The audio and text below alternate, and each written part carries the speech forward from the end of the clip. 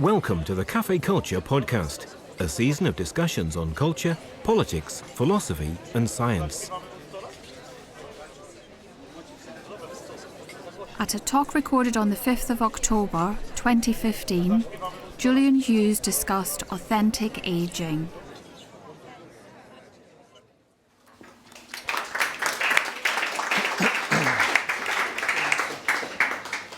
Thank you very much, and thank you to the all the people who've just been mentioned who helped to organise this, and also thank you to all of you for coming on such a sort of wet, dreary evening.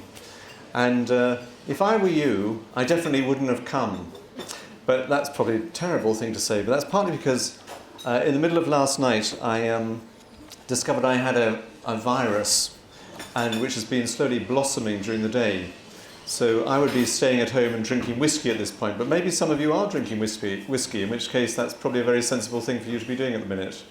And anyway, but I'm dosed up on day nurse, and I can highly recommend day nurse and night nurse, but I think it will only last until 8:45, and then I'll dissolve into secretions and, self something. So you'll have to excuse me if I do suddenly sneeze or, I don't know, expectorate or something. And the people close by might want to move back a little bit. But anyway, I haven't got that long to talk about my personal viruses.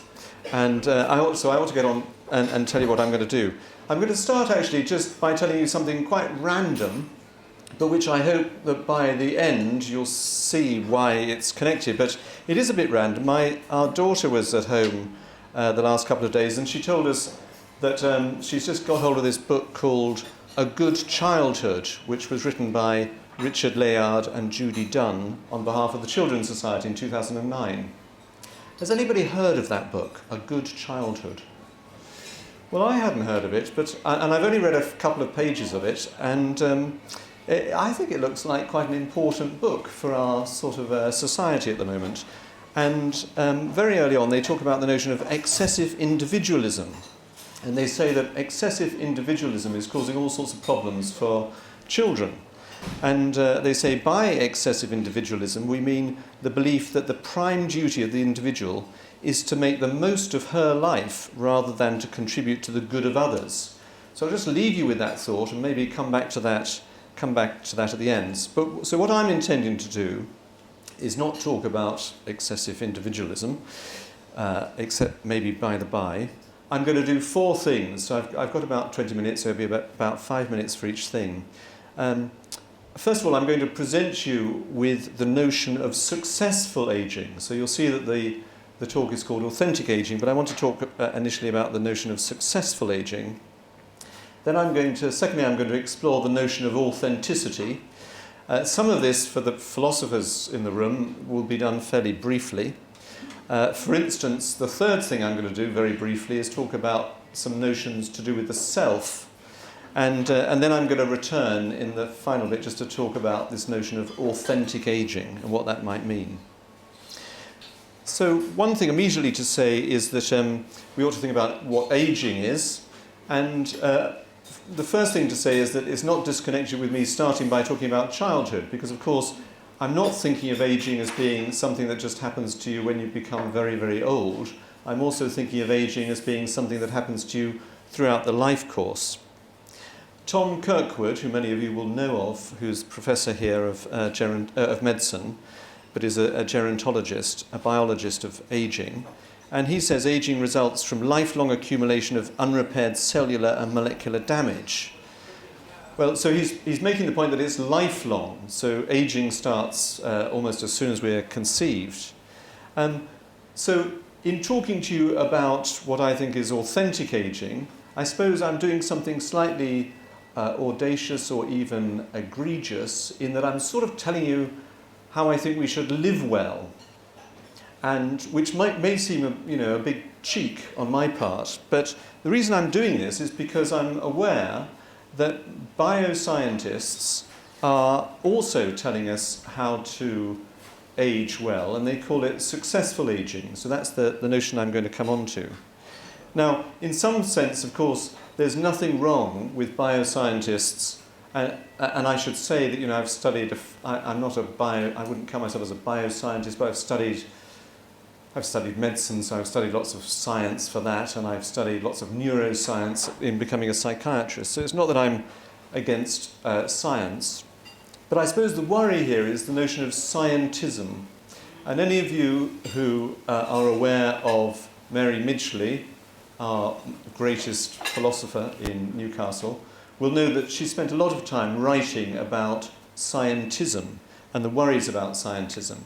I looked it up in Wikipedia to find a definition, and it says, scientism is belief in the universal applicability of the scientific method and approach, and the view that empirical science constitutes the most authoritative worldview or the most valuable part of human learning, to the exclusion of other viewpoints. So it's the worry that science will sort of infect all of our thinking and make us think that we have to think about everything in a sort of scientific way. And people have talked about the biomedicalization of aging. And what they mean by this, so there are people called Estes and Binney wrote a famous paper in 1989, and they said they characterize this in, well, other people have characterized this in sort of three ways, that it's where routine medical care overshadows choice. So it's just the feeling that you've got to really do something, it's the sensible thing to do, where the technological imperative becomes the moral imperative. So because we can do this, you must do such and such. I'm just over the age of 55. Lots of people at the age of 55 in Newcastle now are being encouraged to go for bowel screening. And there's almost a sort of moral thing to it, that you really must go and let somebody stick something up your bottom, because otherwise you're sort of, you're doing something slightly immoral by not letting them do that to you. You might want to take some of these points up in question time. And there's also a third element of this biomedicalization of aging, is the thought that life-extending interventions have become sort of normal and routine, and that they also form the sort of basis of our sort of hope. So on to the notion of successful aging. Well, I did a sort of search on Google Scholar, and I didn't do it properly and so on, but you instantly get, if you just do a rough search on Google Scholar, you immediately get 500,000 hits on the notion of successful aging. In broad terms, it means the absence of physical and cognitive deficits. These days, it has become more nuanced, and people now talk about the importance of adaptation, and they also talk about emotional well-being. So those sort of things have come into it. But there was a seminal paper about this by two characters called John Rowe and Robert Kahn in America in 1997. And they defined successful aging as a low probability of disease and disease-related disability, high cognitive and physical functional capacity, and active engagement with life. Now, that particular paper has been cited over 4,300 times. So the notion of successful aging in the biomedical sphere has become really, really popular and important. But there are some obvious problems with it. One problem is that if you know about some of the work that's been done on aging in Newcastle, you might know of the 85 plus study, where everybody of the age 85 was looked at some point. And what it was discovered was that people of the age of 85 had, on average, 4.5 diseases each. So it sort of implies they've all really aged rather unsuccessfully. But then the people doing the study asked another question, which was, how did they rate their lives? And they all actually said that they rated their lives as at least good, or when I say they all, they didn't all, but sort of a huge proportion of them said that they rated their lives at least as good, some of them as very good, despite the 4.5 diseases that they had. So that's a problem for the notion of successful aging, because they've got diseases, so they haven't aged successfully, and yet they think they have aged successfully. Well, there's a lot more to say about successful aging, and I'm not going to say it. I mean, some people more recently have done some studies where they've looked at what scientists mean by successful aging, and then they've gone to the lay public and said, what do you think successful aging is? And there's an interesting sort of disparity between what a layperson thinks it is to age well, to age successfully, and what it is for the professionals to think what it is to age well. So professionals use words like life expectancy, life satisfaction and well-being, mental and psychological health, and so forth. Lay people say things like accomplishments, enjoyment of diet, sense of humour, sense of purpose, spirituality, and so on. So you get the impression of a sort of broader view on the street as opposed to in the sort of biomedical sphere. These people who did that research, who were called Anne Bowling and Paul Dieppe, they said that they were aware of the possibility of simplistic normative assessments of success or failure. But they said, nevertheless, given the enormous body of ongoing research on the topic, it would be unhelpful to abandon the term altogether. The adoption of a broader perspective will have relevance for elderly people themselves. At this point, I need to wipe my nose. I hope that's not going to come out on the podcast. I mean the wiping, not the fact that I've said I'm going to wipe my nose. So that's the notion of... So successful ageing has been a very successful concept in the world of biomedicine, and on the whole, biomedics think we should hang on to that notion. Moving on to the notion of authenticity. Well, it derives from a Greek word meaning genuine, and some writers have pointed out that it's a very trendy sort of modern idea, because it's the idea that you should become the person that you are. And but on the other hand, that's not that modern, because Shakespeare in Hamlet said, "This above all, to thine own self be true." And often when people are trying to sum up what it is to be authentic, they quote that, "To thine own self be true." Another important writer on authenticity, is Rousseau. And somebody called Guénon, writing about Rousseau, says this. He says, "It seems obvious that all the core assumptions built into the concept of authenticity are fully worked out in his writings. There is the distrust of society and its demands, and the idea of an inner, true self, where this notion captures both the spontaneous child within and the noble savage that existed or is imagined to have existed in some happy age in the distant past. There is the nostalgia for an earlier state and the intimation that by turning inward and hearing the inner voice of the true self, one might make contact with the great groundswell of nature from which we have sprung. There is the idea that our access to the source of our being is achieved not by cognitive reflection, but by feeling. And there is a conception of freedom as liberation from socially imposed constraints." So a lot of this is about distrust of society, looking to the inner, making some sort of connection with nature and something that's more profound. Many of you will know that that the notion of authenticity was then very important for the philosopher Heidegger. And he talked about, maybe a simple way of sort of summing this up is that Heidegger talked about being lost in the they. So you sort of get lost in the crowd. And he wanted us to be authentic and not to be lost in the crowd. So he talked about, some of you will know, his famous notion is the notion of being in the world, of living in the world, but living in the world in a sort of authentic way. And one of the ways to make yourself do that is to think of, and Heidegger often sounds a bit pessimistic, because he talked about being towards death. So by being aware of our finitude, of the inevitability of death, it might make us behave in a way that's more authentic. And I'm going to leave that topic there now. It's just interesting to note that when Shakespeare said, "This above all, to thine own self be true," the quote continues, "And it doth follow, as the night the day, thou canst not then be false to any man." So in fact, Shakespeare wasn't just saying, just look inwards. He was saying, if you look inwards, this will help you to do something outwards, as it were. But, sorry,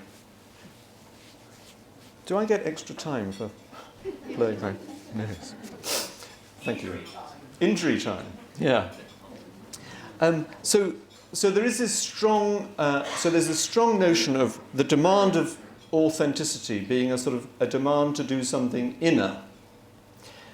But now I want to say actually that also people have been thinking about authenticity and pointing out that questioning what it is, this inner self, and thinking more of the self as something that's sort of external as well, and that how our inner identities are actually dependent on outer things. And one of the best books on authenticity in recent years is the book by Charles Taylor, the Canadian philosopher, his book called The Ethics of Authenticity. And there's a fantastic passage which I'll just read to you where he says, "Otherwise put, I can define my identity only against the background of things that matter. But to bracket out history, nature, society, the demands of solidarity, everything but what I find in myself, would be to eliminate all candidates for what matters. Only if I exist in a world in which history, all the demands of nature, all the needs of my fellow human beings, all the duties of citizenship, all the call of God, or something else of this order matters crucially, can I define an identity for myself that is not trivial. Authenticity is not the enemy of demands from beyond the self, it presupposes such demands." So that's the end of authenticity. And now I just want to say some very quick words about the notion of the self. And this will be sketchy, but I'm going to draw on the work of a friend of mine called Steve Sabat, who's a neuropsychologist, but I think of him as a social psychologist who works in Georgetown in Washington. And he's written an excellent book called The Experience of Alzheimer's Disease, and he uses the notion of social constructionism to talk about the self. And he says there are three types of self. Self one is picked out by personal pronouns. So I can pick out this sort of self by referring to myself, by talking about I do this, I did that, and so forth.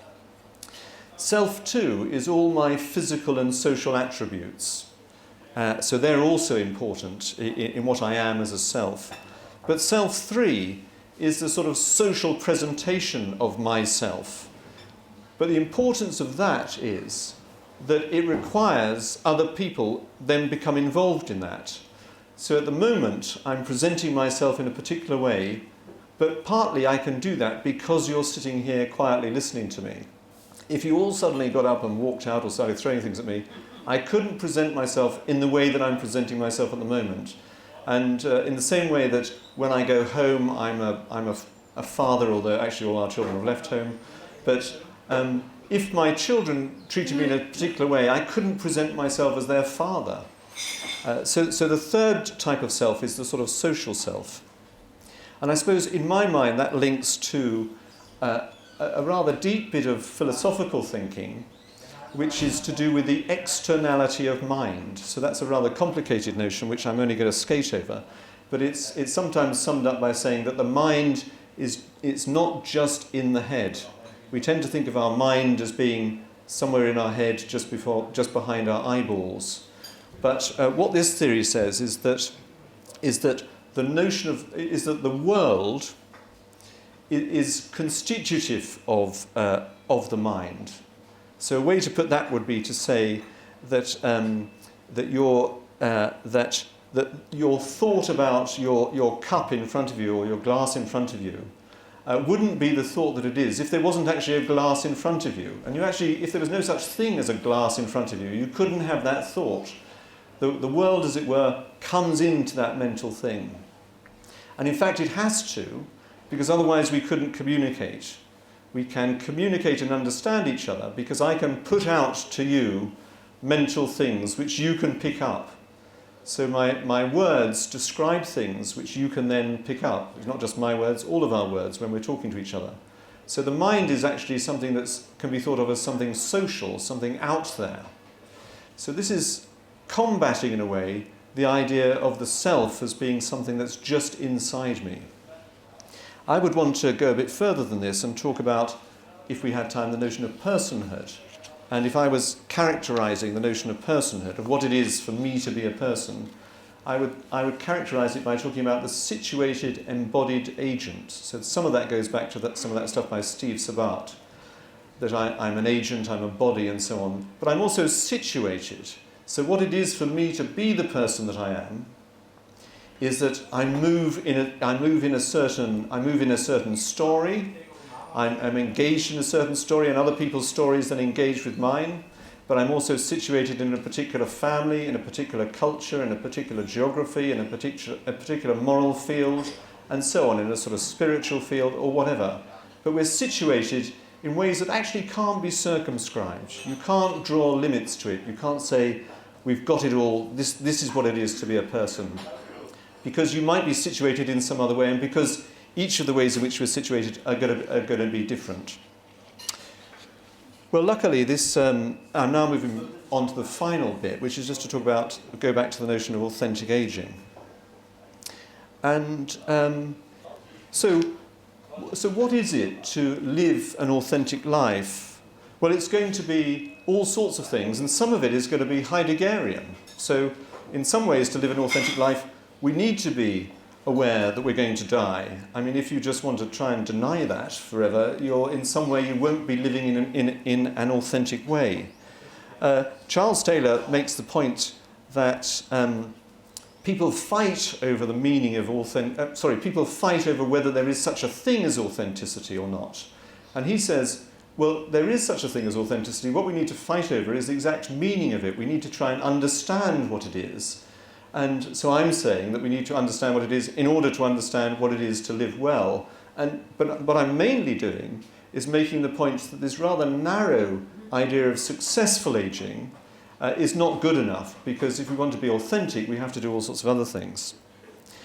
Well, there's a philosopher from Italy called Alessandro Ferrara who has tried to characterize what authenticity is, and he's characterized it with 4 words, which are coherence, vitality, depth, and maturity. Now, I think he would say that he doesn't want to define those precisely. You can define them for yourself as you live out your authentic life. But coherence implies some sort of awareness of narrative, of the way in which all of our lives are a sort of story. Vitality, he says, is the experience of joyful empowerment. It's something to do with being able to be fulfilled.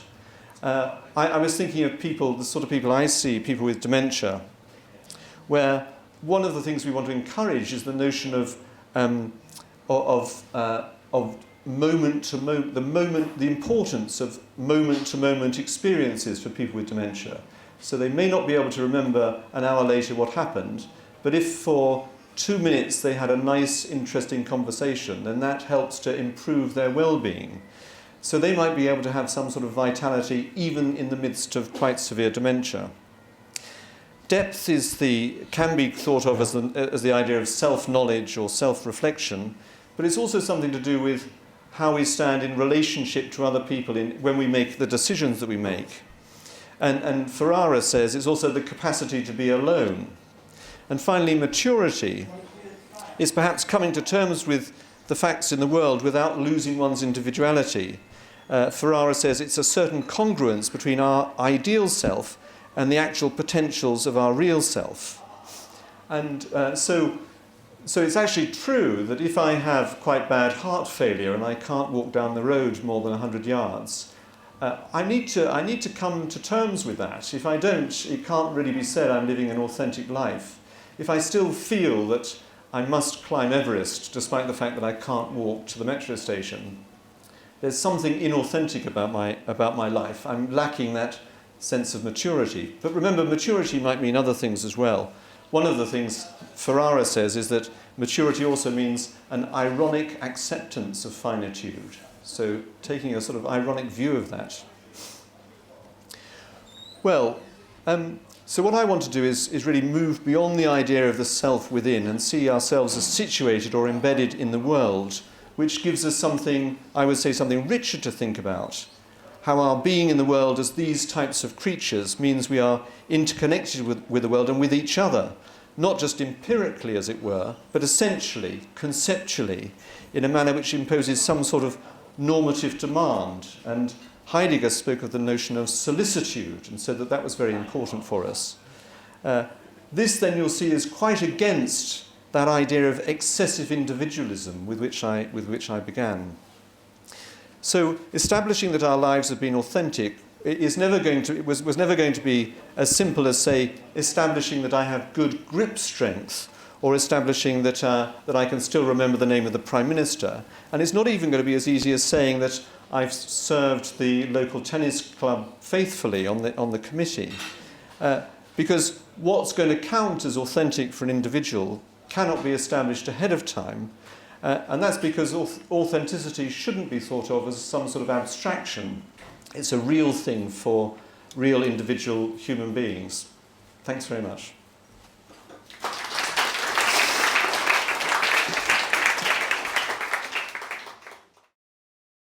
Cafe Culture North East is supported by Newcastle University, Peels and Dance City.